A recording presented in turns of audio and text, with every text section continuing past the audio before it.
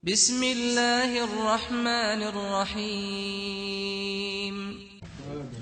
الحمد لله حمدا كثيرا طيبا مباركا فيه كما يحب ربنا ويرضى.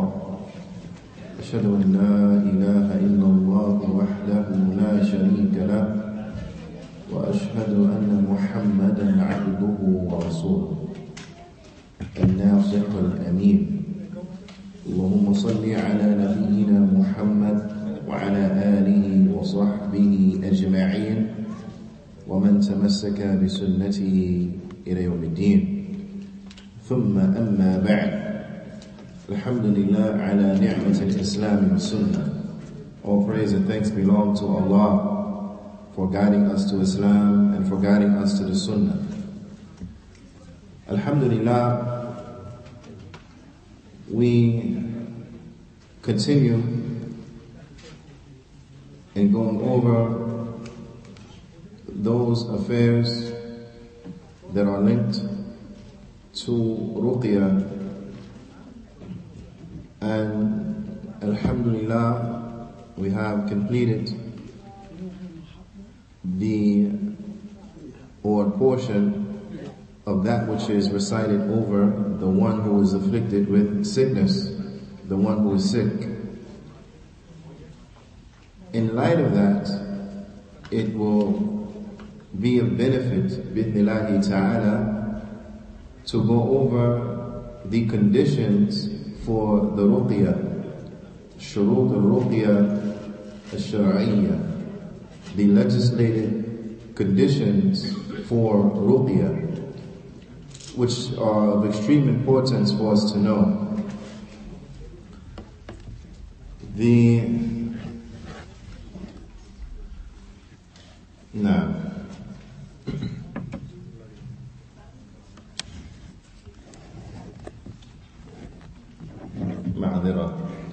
Now, is of extreme importance for us to know what are the legislative reasons or the legislative conditions for the Ruqyah. The first of these conditions is that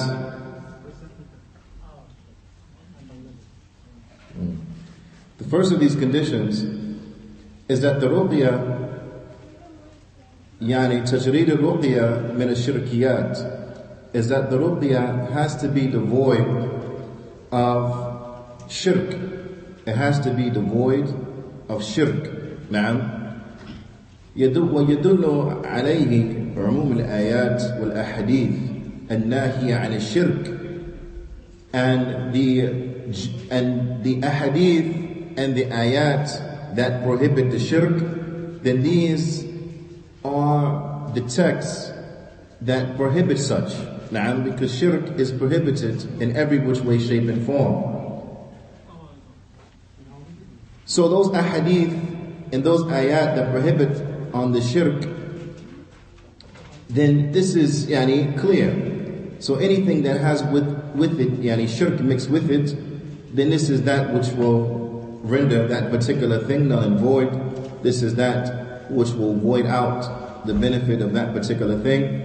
But in reality, it is that which will bring harm. Now, the purpose of Ruqyah is to seek a cure by way of this means for the one who is afflicted with an infliction. Now, so with that being the case, you don't bring the worst of the sins, you don't bring the worst of the calamities to try to remove a calamity. Now, so it has to be the Ruqyah, it has to be clear, and it has to be free from all aspects of shirk.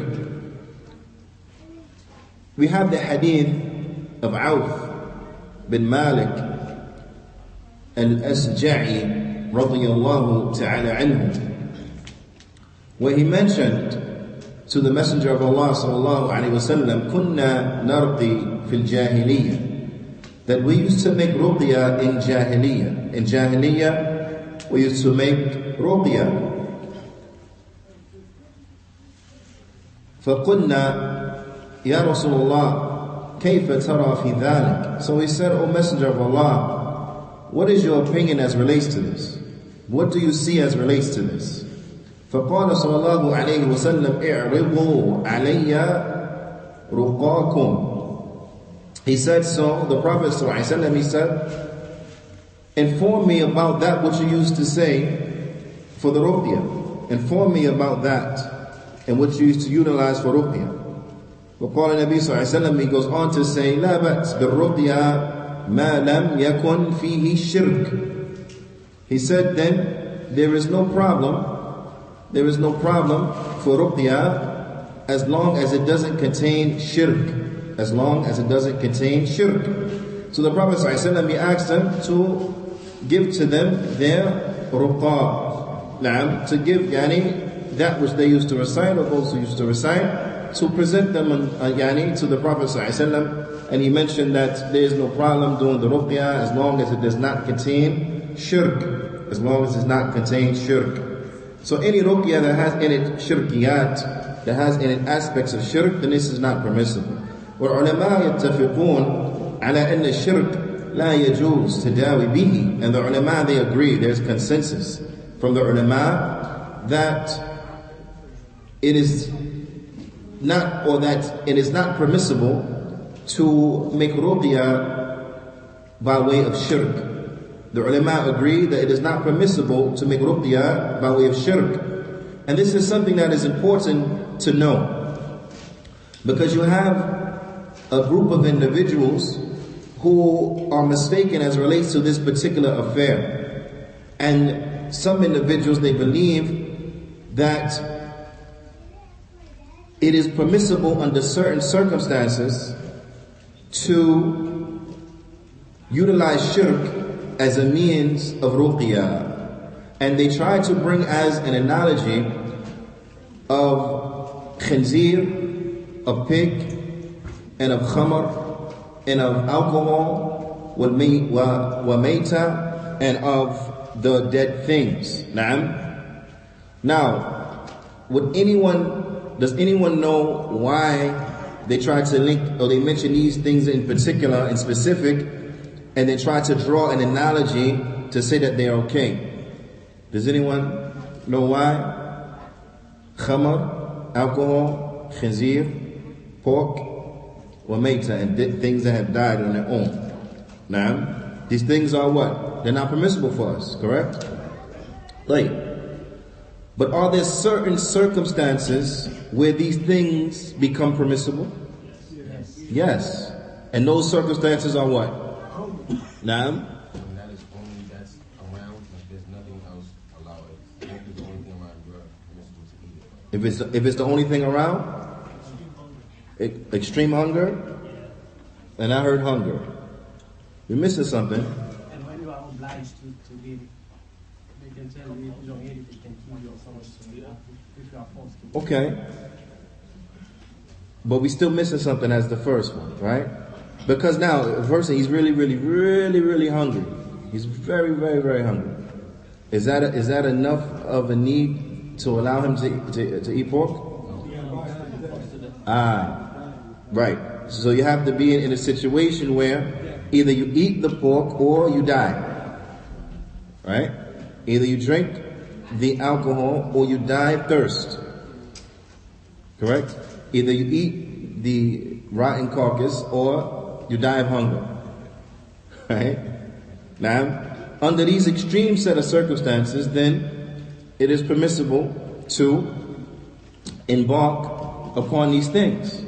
Right? So they try to use as draw an analogy and say, well, if we can embark upon certain things that are haram under certain circumstances out of extreme need and necessity, then shirk we'll be able to utilize shirk under certain circumstances if they meet the same criterion, right? But this qiyas, this analogy, right? It is not correct. It is incorrect. It's an analogy that is incorrect. Why? لأن الشرك محرم في كل حال. Because shirk is haram in every situation. You see, these things that were aforementioned, the pork, the alcohol, the dead things, right? These things are haram in most situations but they are allowable under situations of dire circumstance. That is between you and death, you have to eat pork. It's between you and death, dying of thirst, you have to drink alcohol. It's between you and death, dying from hunger, you have to eat from the dead rotten carcass. Then at that case, then to prevent death, then you eat from these things only what is enough to stay alive. You don't gorge yourself on it. You don't overeat it. You eat enough so that you don't die. That's it. You drink enough so you don't die. That makes sense?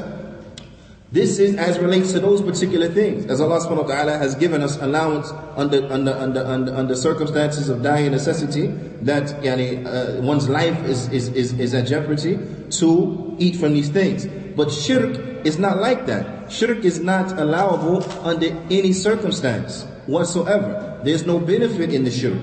Allah subhanahu wa ta'ala, He says to His noble Prophet Muhammad sallallahu alayhi wa sallam, وَلَقَدْ أُوحِيَ إِلَيْكَ وَإِلَّا الَّذِينَ مِنْ قَبْلِكَ لَإِنْ أَشْرَكْتَ لَيَحْبَطَنَّ عَمَلُكَ وَلَا تَكُونَنَّ مِنَ الْخَاسِرِينَ. Allah ta'ala, He says to the Prophet sallallahu alayhi wa sallam, and verily we have revealed unto you and to those who came before you, that if even you, Muhammad, were to make shirk, then verily, most definitely, undoubtedly, all of your deeds will be rendered null and void.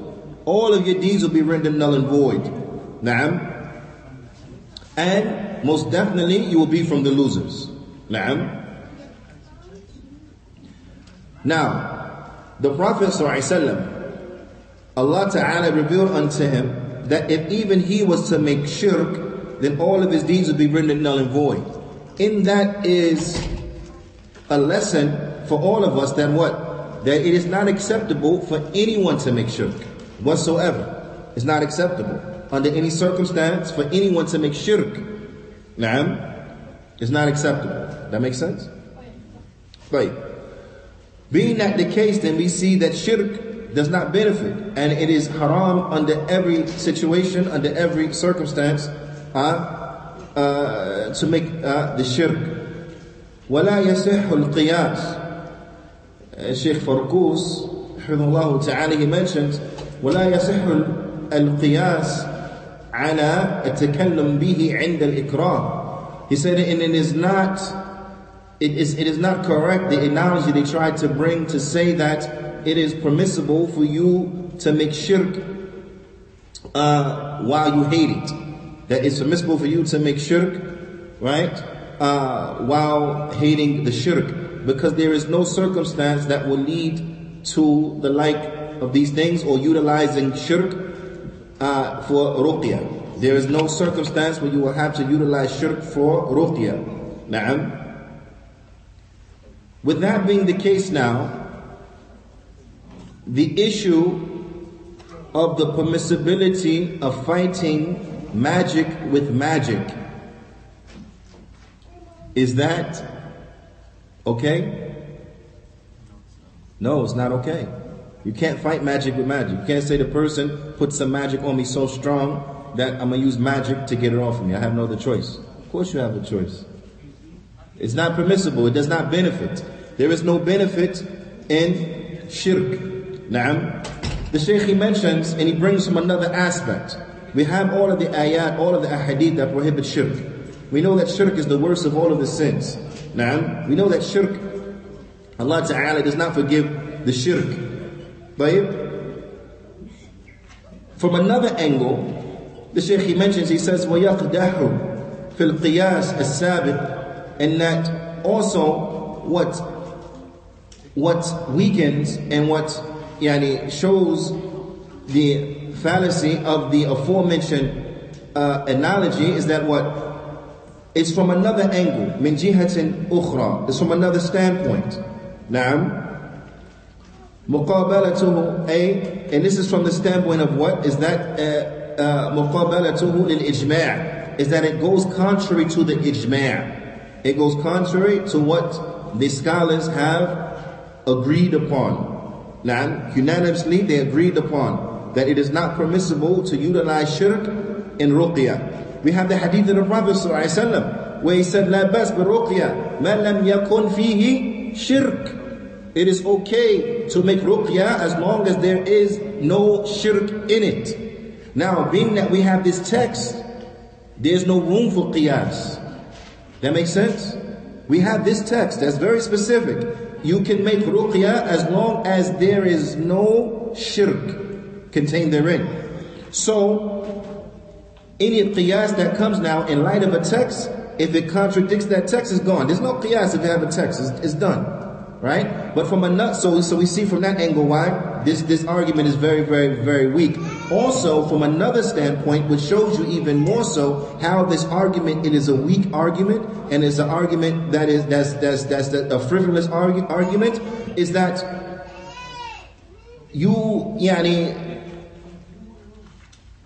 there is no going against the ijma'. The scholars have unanimously agreed upon a certain particular thing, right? Then this is in contradiction to the ijma'. And the principle, from the principles of the deen, is that what? Is that كل قياس في مقابلة نص أو إجماع فاسد الاعتبار. Is that every qiyas, is that every analogy that goes against, contradicts a text, then it is erroneous. Right?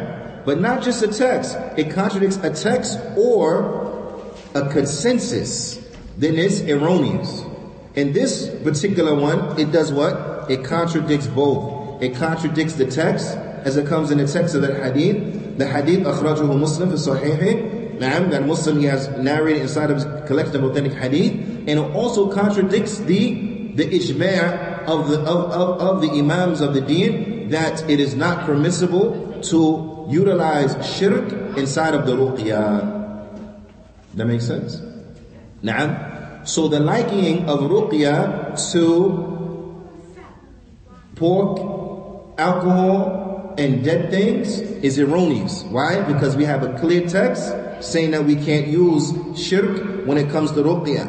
And we have ijma' of the Muslims that it is not permissible to use shirk when making ruqyah. That makes sense? Now, the second condition for the ruqyah that is from the Sharia is خلو الممارس للرقية أي الراقي من الصفات القادحة في الدين والعدالة, is that the person who makes the ruqyah, the raqi, the person who recites upon another, right? He has to be an individual who is devoid from characteristics that will damage and harm his religion and his integrity. Meaning that it cannot be a person who is known to be a bad Muslim, is known to be upon innovation, is known to be from the greatest of the open criminals, so on and so forth. Na'am. فلا يجوز طلب الرقية من ساحر. So now the Shaykh, he brings some examples of some criminals, some open criminals, and so on and so forth. He says, so thus it is not permissible to seek ruqyah from a magician. It's not permissible to seek ruqyah from a person who's a magician, or from a kahin, or from a sorcerer, or from Arraf, or Arraf. Arraf, these were people back when, and even now, I'm pretty sure they're still around, that when somebody would lose something or what have you, they will inform you where it's at. You will go to them for lost things or whatever stuff you're looking for, and they will tell you where it's at. Now, these are individuals who, they work with the shayateen. They work with the shayateen from the jinn. Now, and as the ulama, they explain, these are individuals who sometimes are a part of a organized crime syndicate that with the jinn. In other words, there'll be a jinni, shaitan, who works with this particular person, or who that person works for. It could be either or. They work for them, or these jinns work for him.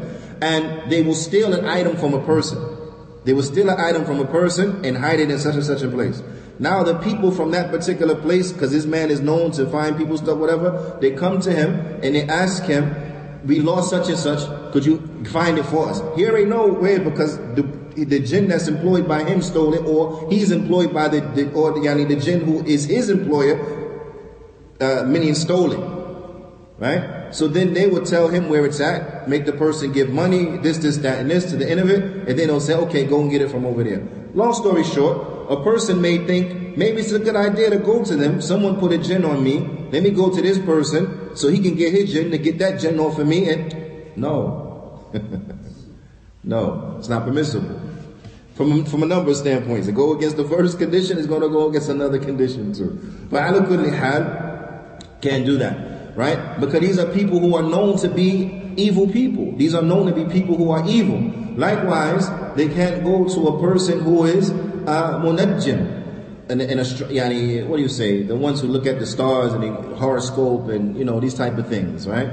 It's not permissible to go to the likes of these individuals to ask them for things, nor to those individuals who, for example, who read tea leaves or these type of things. Switch around the coffee at the coffee ground and read that and all that type of stuff.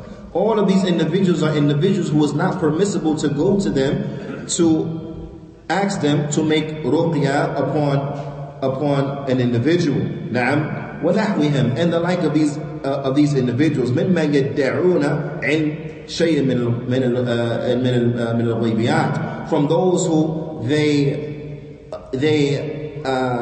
claim that they know some matters of the unseen. نعم.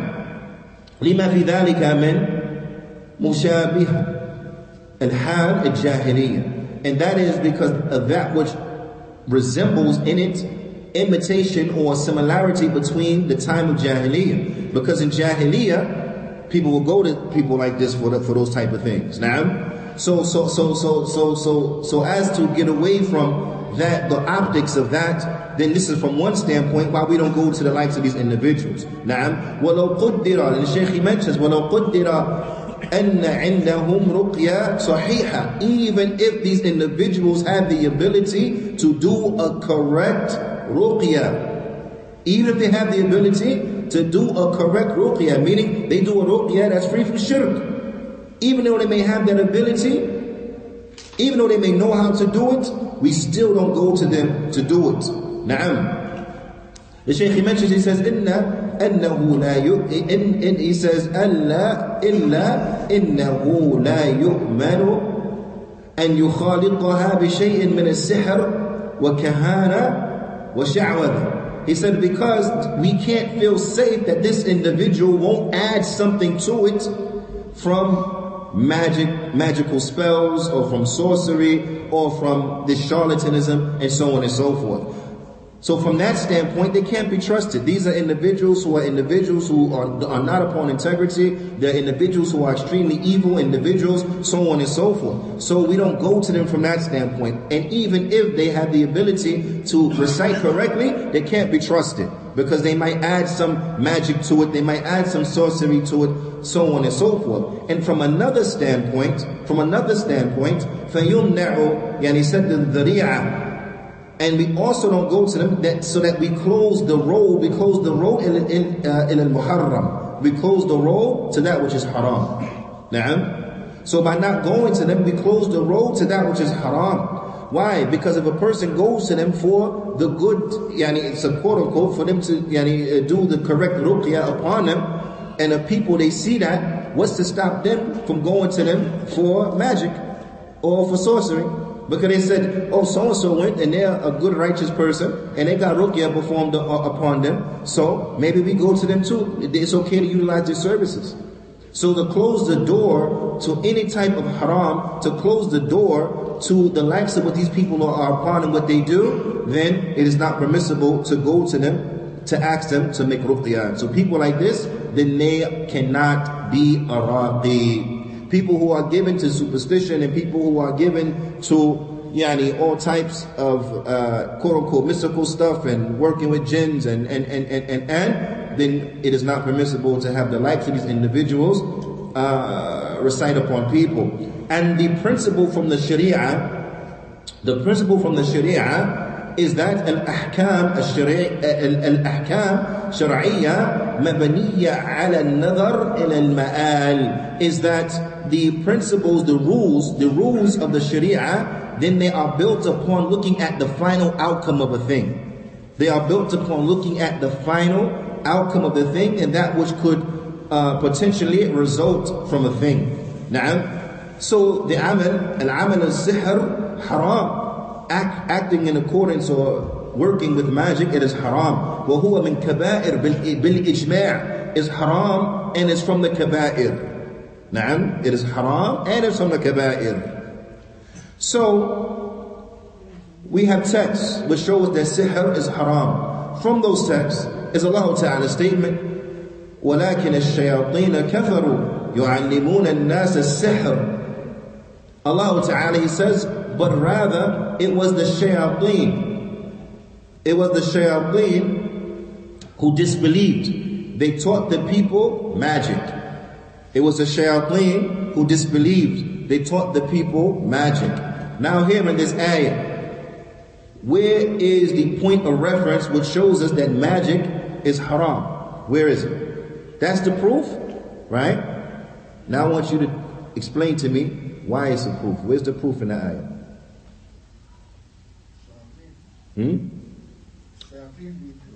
The shayateen, they did it. Naam. Well, I'm looking for something else though. What is the proof in the ayah that magic is haram? From the ayah. The ayah is a proof that magic is haram. But where? Because they disbelieved. Naam. So Allah Ta'ala called magic what? He referred to magic as being what? Kufr. Kufr. So since magic is kufr, then it's haram. Can't do it. It's haram. Naam. Like. So we have a text that shows us that magic is kufr. Also, we have another text where Allah Ta'ala, He says, وَلَا يُفْلِحُ السَّاحِرُ, that the magician will not be successful. The magician, he will not be successful. Na'am. So from these texts, we see that magic, it is haram from the Qur'an. Also, we have the hadith of the Prophet sallallahu alaihi wasallam, where the Prophet ﷺ, he said, "Ijtanibu al-mubiqat." Stay away from the deadly sins. Stay away from the deadly sins. And then the Prophet ﷺ, he said, "Ash-shirku billah was-sihr." Polytheism, associated partners with Allah in worship and magic. In magic. Na'am. So the Prophet ﷺ, he enumerated magic as being from those things that are the deadly sins. The deadly sins. What is hadith akhrajahu al-Bukhari? This hadith has been collected by Imam al-Bukhari min hadith Abi Hurairah radiyallahu ta'ala anhu. Also, وَلَوْ كَانَتْ فِي رُقْيَ سَاحِرٍ مَنْفَعَةً لِلنَّاسِ. And this is from another standpoint. So I want you to see how from every standpoint it's not permissible to go to the likes of these individuals for them to do ruqyah. Naam. The Shaykh, he mentions, he says, and also if the ruqyah of a magician, and then you can, in essence, an example, it's not for restriction. So you can say sorcerer, you can say, stars, person who looks into the stars and that, astrologist, right? And so on and so forth. It's not permissible. But with regards to the magician, and they all fall under the general scope and the ruling of the magician, is that what? Is that if it was of any benefit, the ruqyah of a magician, if it was benefit in that linnas for the people, لما أمر الشارع بقتل الساحر, then the legislator would not have commanded with the killing of the magician. Because the rule for the magician, the head for the magician, is that they are to be what? Killed. They are to be killed. Now, right. If they had in them some kind of benefit, then that wouldn't be the case. But the fact that they have been ordered to be killed is because what? Is because the earth can do without them. Right? Right. So that's from another standpoint. Also, the Shaykh, he mentions, وَلَمَا عَدَّ سِحْرٍ من الموبقات. And then also it would not have been mentioned or enumerated from the deadly sins. From the deadly sins. So all of this is an indication that the likes of these individuals are not people who we can go to for ruqyah. وَلَمَّا كَانَ مُحَرَّمًا لَمْ يَجْعَلِ اللَّهِ. And this is from another standpoint. And this is what I want, subhanAllah, the ulama, subhanAllah.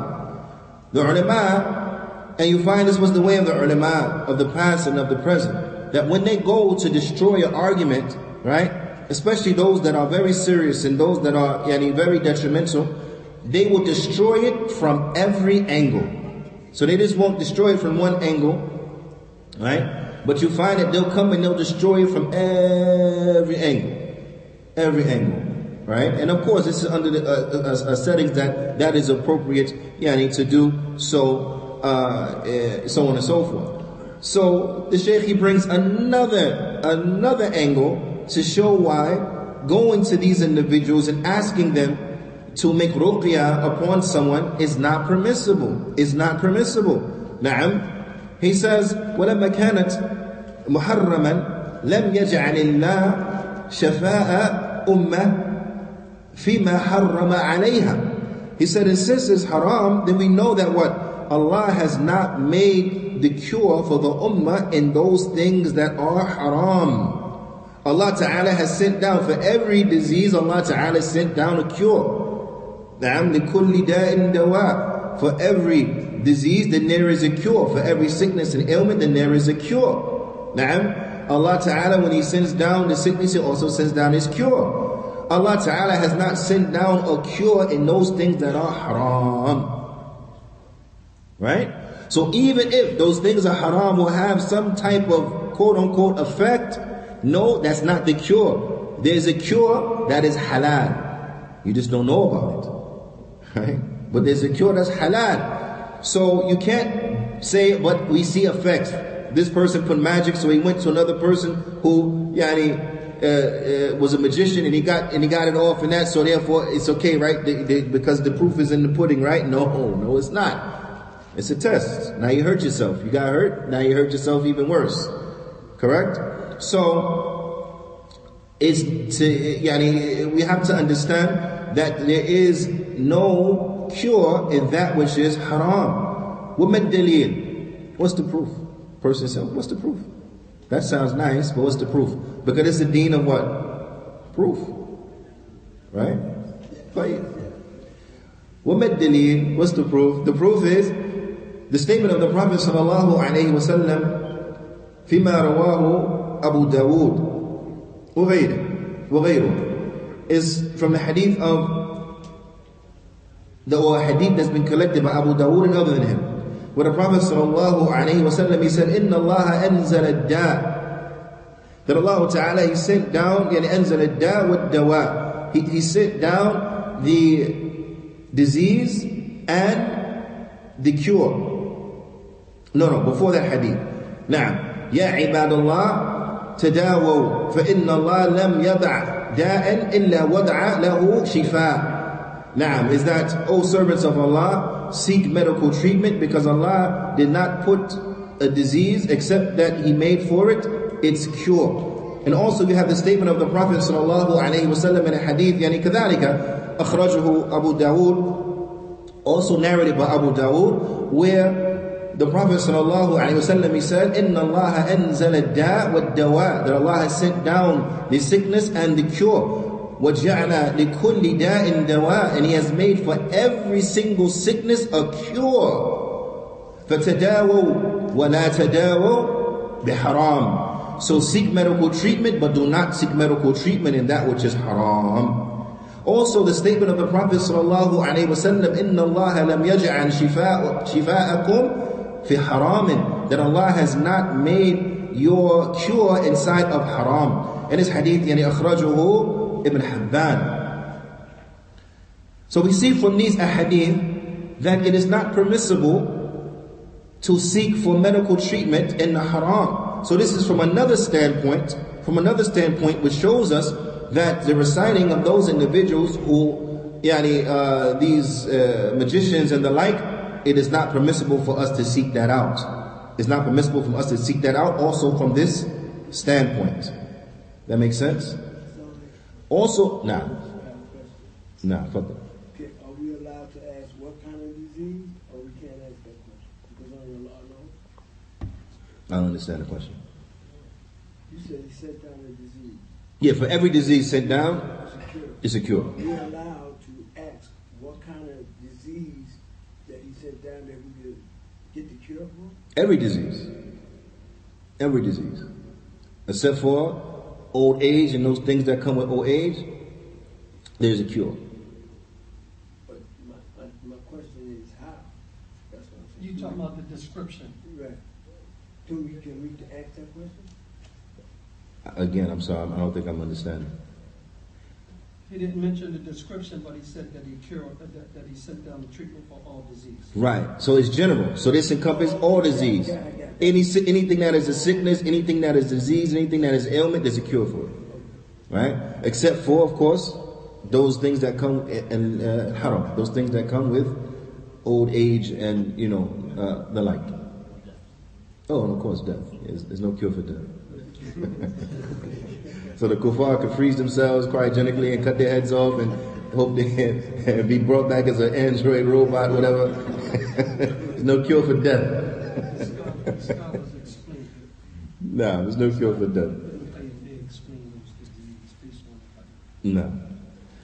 But so also there's another standpoint. There's another standpoint that shows the impermissibility of going to the likes of these individuals and asking them for ruqyah. Is that what? Is that going to them يعني يدخل في النهي عن إتيانه لرقية كل من الكهان والعرافين. نعم. The hadith of the Prophet sallallahu alayhi wa sallam حيثما قال ليس منا من تطير أو تطير له أو تكهن أو تكهن له أو سحر أو سحر له. That he is not from us the one that seeks omens in with the birds, or he asks someone else to do it for him. Now, التطير, traditionally the Arab, if they want to do something or a decision or whatever, they'll go look at a flock of birds and, okay, if it go this way, it's good. If it go that way, it's bad, so on and so forth. And they would take this as omens. And وَقِسْ عَلَى ذَلِكَ, and that which is similar to it enters into it. Now, so he's not from us the one who asks someone to do this for them, nor the one who does it. So the one who does it, nor the one who asks someone to do it, he's not from us. Likewise, the one who goes to a sorcerer, or the one who does sorcery, or he asks that sorcery be done for him, it's not from us. Likewise, the one who performs magic, or who requests that magic be performed on his behalf, it's not from us. Naam. So this is another standpoint why we don't go to them and ask them to do ruqyah. Because if you ask them to do ruqyah, you can fall into them what? Doing magic for you. Doing sorcery for you. Correct? Because we're not safe that they won't mix their shirk in with it, mix their magic in with it. Also, we have the hadith of the Prophet sallallahu alayhi wa sallam, where the Prophet sallallahu alayhi wa sallam, he said, "Man ata kahinan aw عرافا فصدقه بما يقول فقد كفر بما أنزل على محمد." That whoever goes to a sorcerer, or he goes to a arraf, he goes to this one a finder, that's what they used to call them, and they believe in that which they say, then he has disbelieved in that which has been revealed upon Muhammad sallallahu alayhi wa sallam. Now, so going to them to ask them to do ruqyah, you enter into this hadith. You cannot escape this hadith. You entered into the meaning of this hadith because you went to them. Na'am. وقال Imam ibn Qayyim, he mentions وقد أوضح ابن القيم رحمه الله تعالى, he makes it extremely clear رحمة الله عليه أن الكهنة رسل الشياطين, يعني حقيقة, that the sorcerers, they are the messengers of the shayateen. They are the messengers of the shayateen and Rusul shaitan. They are the messengers of shaitan. Na'am, in reality. Not figuratively, not proverbially, but in reality. Na'am. وَأَنَّ النَّاسِ قِسْمَانِ, and that the people are two types. أَتْبَاعُ الْكَهَنَةِ, the followers of the sorcerers, وَأَتْبَاعُ رُسُلِ اللَّهِ, and the followers of the messengers of Allah. فَلَا يَجْتَمِعْ فِي الْعَبْدِ أَنْ يَكُونَ مِنْ هَؤُلَاءِ وَهَؤُلَاءِ, and they cannot coexist. That one slave will be from this group and from that group simultaneously.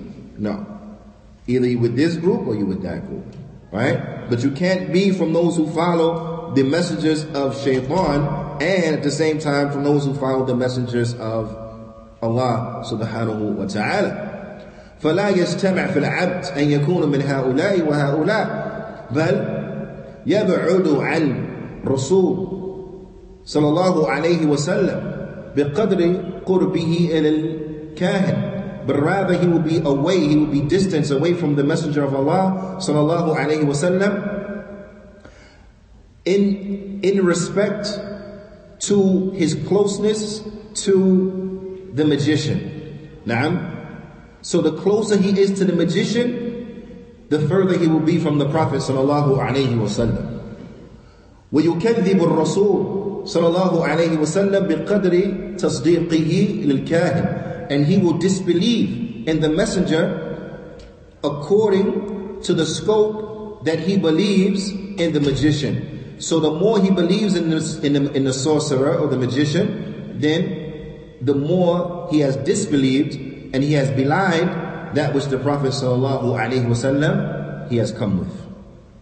Now, that makes sense? So in conclusion, as relates to this particular point, is that it's not permissible to have the likes of these individuals make ruqyah upon us. Also though, because the person will say, okay, that makes sense now, as relates to magicians and sorcerers and the like, that makes sense. Yeah, those astrologers and that, perfect sense. Okay, now what about the person who's a bad person? He said, well, what about the sinner? I don't get the connection between the sinner. Why we can't go to the sinner, the open sinner, and ask him to recite on us? Why not that? Very simple. The Shaykh, he mentions, he says that the raqi, he has to be a person who is known for uprightness, meaning apparently. Now, they show apparent uprightness. This doesn't mean they don't make sin. Everyone makes sins. That all of the children of Adam make sins, and the best of those who make sins are those who repent. So we're not saying a person has to be sinless. It's not possible. They're going to have sins.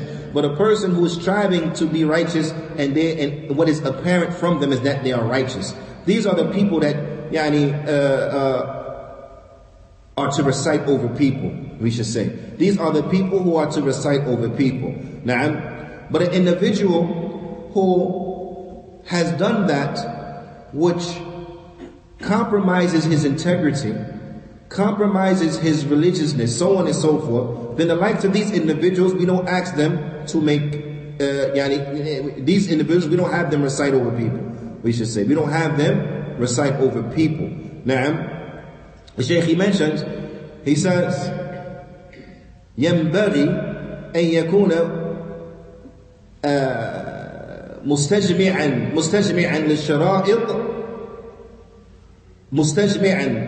للشرائط الدعاء. He said, but rather this person, he has to be a person that he combines in him the conditions for the acceptance of dua.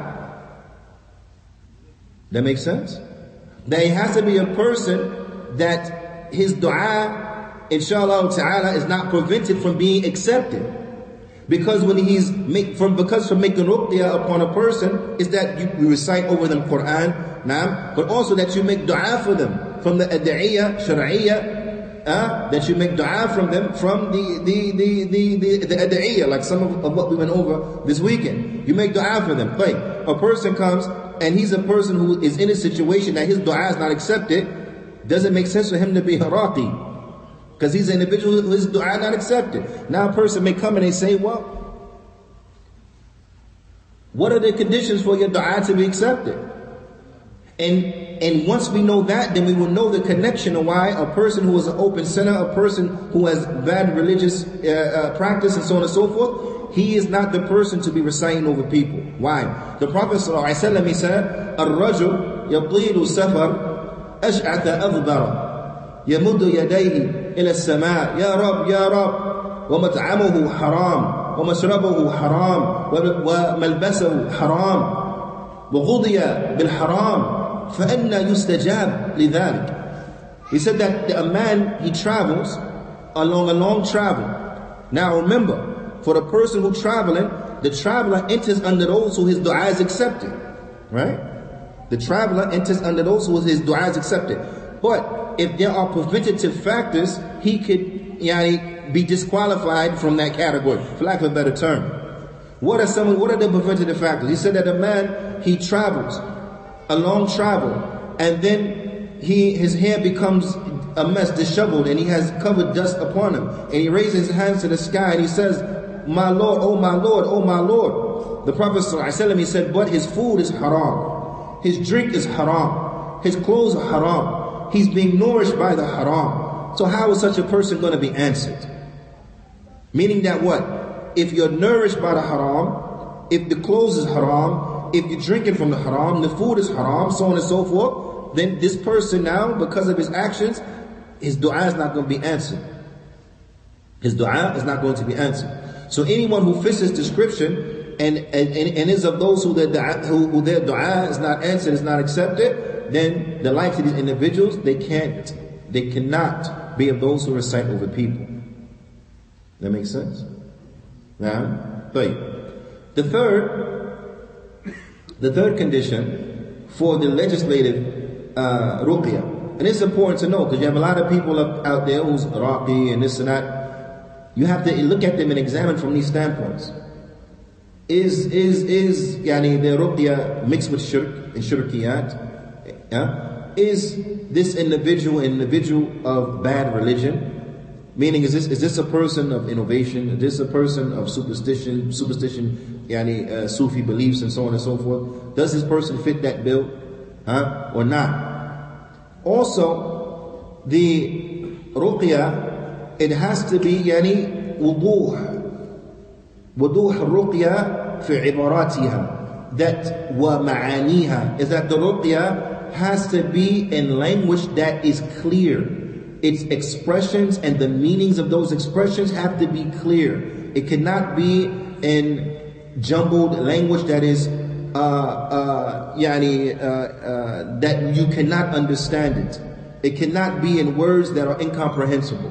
But it has incomprehensible. But it has to be in words that are understood, stuff that is clear. Now, Imam Ibn Rajab, he says is that the Ruqyah, he mentions some of the conditions for the Ruqyah. He says, أن تكون بكلام الله أو بأسمائه أو صفاته, is that it has to be by the speech of Allah or mentioning the names and attributes of Allah Azza wa Jal. Secondly, and of course we're interested in the first one, those ad'iyah that have been taught to us by the Prophet sallallahu alaihi wasallam. Secondly, أن تكون باللسان العربي أو بما يعرف معناه من غيره. He said it has to be in Arabic, it has to be in the Arabic language, or it has to be in that which it is known its meanings from other than Arabic. So it could be in another language, but the meanings have to be known. It can't be in gibberish, but it has to be clear speech. Naam? That makes sense? Naam. And then Imam Ibn Qayyim, he mentioned very important point. He says, أن يعتقد أن الرقية لا تؤثر بذاتها بل بتقدير الله تعالى. He says is that a person has to believe that the Ruqyah within itself does not have any effect, but rather it's only effect, or it's only it only has effect by the permission and by the decree of Allah subhanahu wa ta'ala. That it only has an effect by the decree and the power of Allah subhanahu wa ta'ala. Na'am? That makes sense? Like, also what enters into this, that an individual, they have to do the ruqyah in speech that is clear and that has a meaning, not in gibberish. Na'am.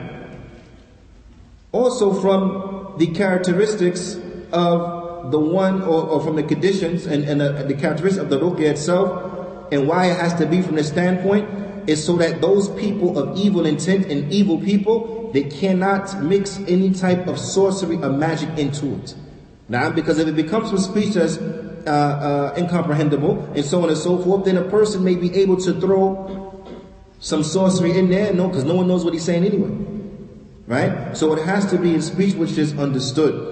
It has to be in speech which is understood and has clear meaning. Also, what enters into this is that from the فمن صفات الرقية في عباراتها, from the characteristics of the ruqyah inside of its articulations and its expressions, and تكون خالية من كلام شركية. Now, it has to be free from speech that of shirk, and also والألفاظ القبيحة, also from speech that is despicable. It has to be devoid of these things. Na'am. Because from one standpoint, if a person starts to speak with the haram, so by doing the ruqyah, he starts to use cursing, يعني sub wa shatam wa nahwihima. Na'am. That a person, he starts to curse and he starts to use foul language and so on and so forth during the ruqyah, during the duration, the course of the ruqyah. It's not permissible to do ruqyah in this way.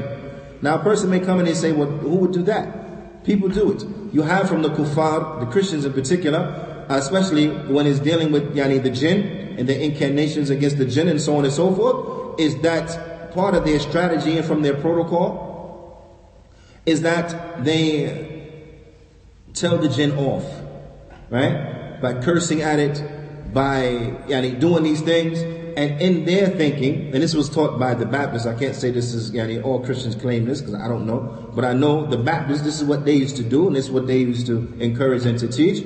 Many from amongst them, is that this shows that demon, as they call it, that you're not scared of it, that you cuss it out and you speak foul to it, and so on and so forth. So you will find that they will utilize the likes of these things during the course of how they do ruqyah. It's not upon us to do that. It's not permissible for us to do that. From a standpoint, and also sometimes they'll become abusive to the person who is afflicted. They'll become abusive to the person who's afflicted. This is not permissible. Because of the person you're reciting over is a Muslim, from the standpoint and from the angle that what? Is that inna dima'akum wa amwalakum wa a'radakum alaykum haram, as the Prophet ﷺ said, that your blood, your money, and your character, your reputations is haram. So it's not permissible to verbally abuse a Muslim. It's not permissible. Even whether that's a Muslim human being or a Muslim jinn. Because sometimes Muslim jinns who are lacking in their religious practice, they may possess a person. Could be a Muslim jinn, he possesses a person. So now you go, you cuss out the jinn, you curse at it, and you say all foul stuff to it, you're still abusing a Muslim. It's not permissible. So the likes of these things is not permissible for a person to take this type of mannerism when doing ruqyah. Also, it is not permissible, for a person to do ruqyah in a mannerism that is not correct. The ruqyah has to be in a mannerism that is halal, meaning that the overall way in which it is done has to be halal. So, for example, what is intended by the ulama as the ruqyah, it can't be in a way that is impermissible. They mean that a person can't come, for example, and a man can't come and touch upon a foreign woman while he's doing a ruqyah and say, no, I'm supposed to put my hand on her and say this. No, you can't touch her. It's not permissible for you to touch her. Now, it's not permissible for you to touch her. Even if you claim, oh, this is a cure inside this, the cure has not been made in that which is haram. You cannot touch her. So the mannerism and the way in which he does it has to be correct. The Shaykh he mentions, he says, he cannot touch her even if it's from behind a screen. So he can't put a glove on and then he touch her and he say, but my skin is not touching her skin because between me and her skin is the leather from the glove and the fabric from her clothing and whatever. No, you cannot touch her, period. Right? You can't put a cloth in his hand and then touch her and say, well, I'm not really touching her because there's no flesh to flesh contact. No, you cannot touch her. And likewise, and like this, also, what enters into this, is that it's not permissible for a person to ask that the ruqyah be performed in a haram setting. So for example, a person can't say, we'll do the ruqyah, no problem, but it has to be in a graveyard. So it can't be in places where it's not permissible to make salah. It can't say, okay, you want to do ruqyah? Fine, bring him in the bathroom, we do ruqyah here. It's not permissible to do it there. Right? No, it's not here. But people is do stuff like this. They sick. This stuff comes from someone. The Shaykh has to mention it. Now, likewise, a person can't come and say, we're going to do ruqyah, okay, but we got to wait for the full moon. When it's a full moon, then we're going to do it. Right? Or we can't say we have to wait for these stars this constellation to coincide with this and that, and then we do the ruqyah. No. All this is haram. And all of this comes from what? Closing the door on what? Shirk. It comes from closing the door on shirk. So the manner in which the ruqyah has to be done has to be a manner that is permissible. A way that is devoid of shirk. A way that is devoid of impermissible things. Now, that makes sense? No. I call it that? Yeah. No? But the Shaykh he mentions 1/4 and final condition that was mentioned as the third condition that by Imam Ibn Rajab, and that is اعتقاد عدم التأثير الرقية بذاتها استقلالا, is that we have to believe, it has to be the belief that the ruqyah does not benefit within itself. يعني في رفع البلاء, it does not benefit within itself. That the ruqyah by itself does not benefit. But rather that we understand that the ruqyah is only a means. It's only a means by way in which an individual will seek medical treatment, but that the cure is from Allah subhanahu wa ta'ala. That makes sense? Now on this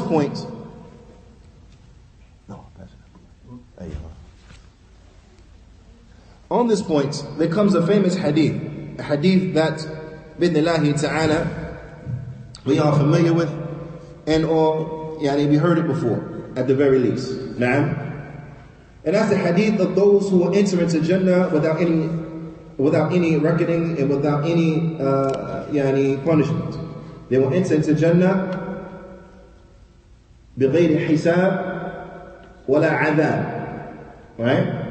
Without any reckoning and with no punishment. And then the Prophet ﷺ, he enumerated who those individuals were, right? So I'm not going to read the whole hadith because of time, but we'll get to the shahid, the reference point.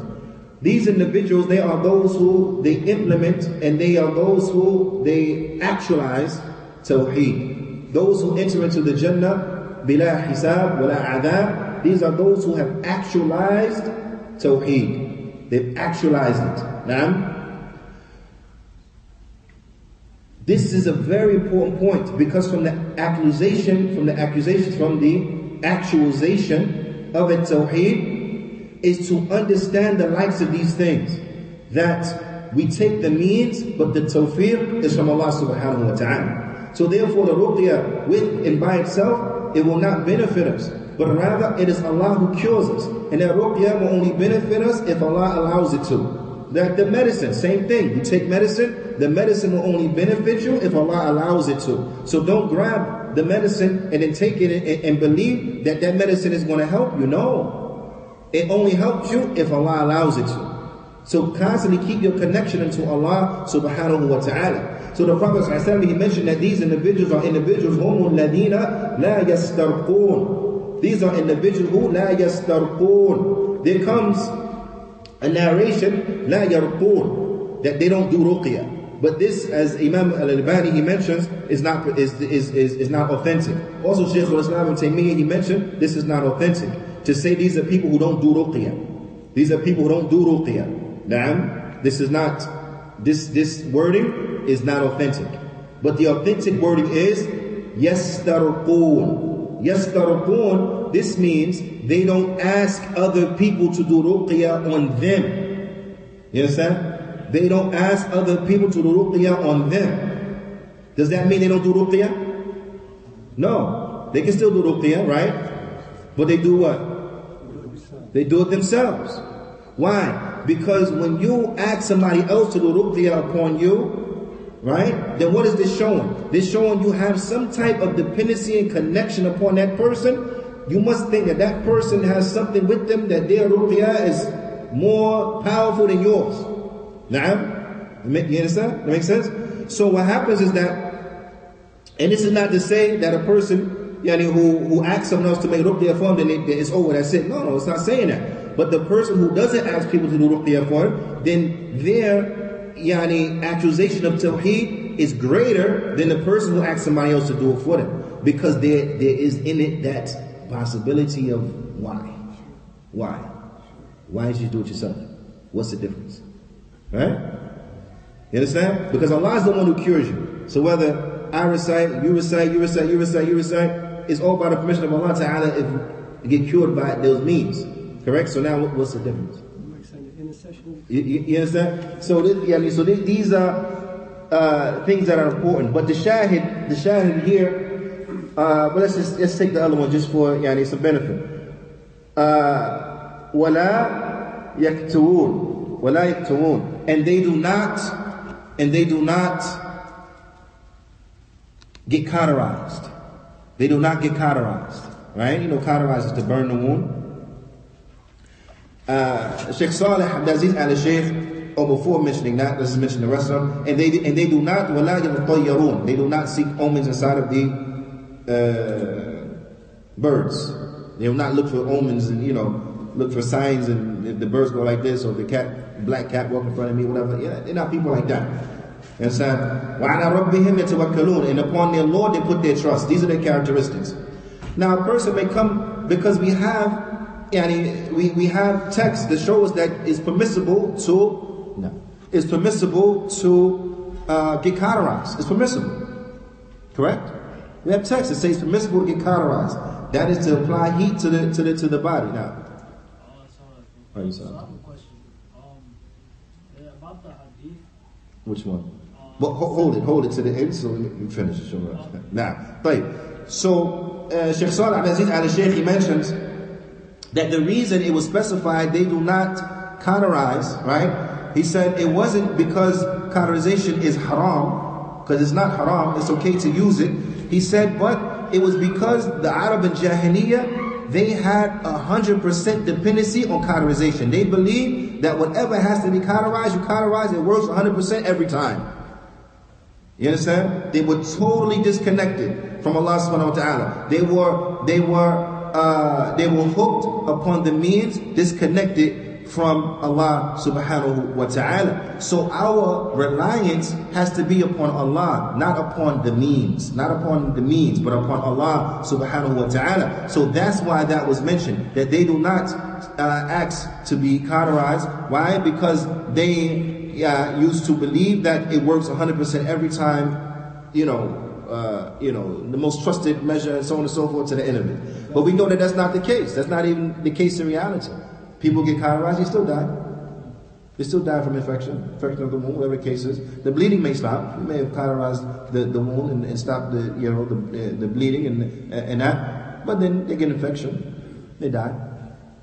So even in reality, it's not that which is even factual, and in more so reality, we know that it is only Allah subhanahu wa ta'ala who heals, and none heals except for Allah subhanahu wa ta'ala. So it is a must that when it comes to ruqyah, when it comes to every form of medical treatment, that we put our trust in Allah subhanahu wa ta'ala, and we don't believe that these things within themselves will have any effect, but rather they will only have effect by the decree of Allah subhanahu wa ta'ala. And these are the conditions for in summary, and in brief, these are the conditions for the legislated ruqyah.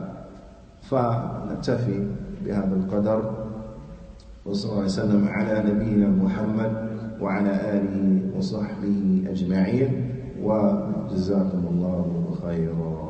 نعم.